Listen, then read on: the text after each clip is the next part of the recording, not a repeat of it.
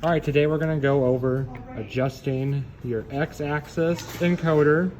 This one right here, as you can see, is just a bit too close to our wheel axle. We're gonna move it to the side so that our encoder wheel can ride on that rail better. So, we're gonna loosen up and take out our encoder first.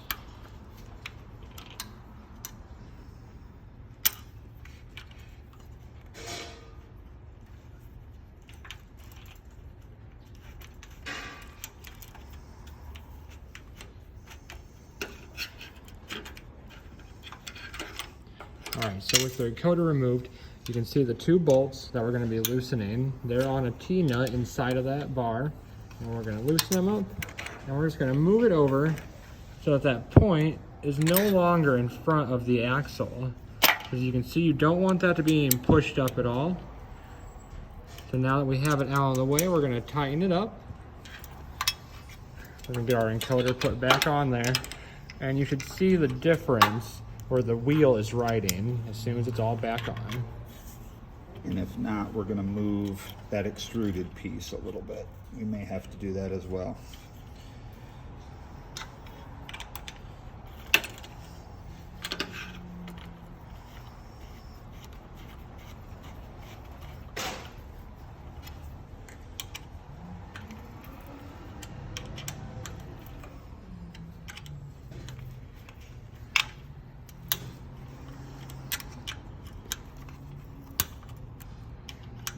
So, as we can already see, we're making a lot more contact on that wheel. It still can get pulled off a little bit. So now we're gonna have to twist that bar once we're all tightened up. To move the bar, there's a bolt on each side of the metal. You're gonna loosen these up. You may have to loosen the bolts on your axle too, depending on how tight everything is. But once we're loosened up, we're just going to take it and we're going to move it forward until that wheel is riding on the carriage. So, give us one moment. Okay. And I got a wrench. Perfect. So now, wrenching underneath, we've still got not a whole lot of encoder wheel on the rail. So we're going to loosen this extruded piece. We're going to put our wrench in,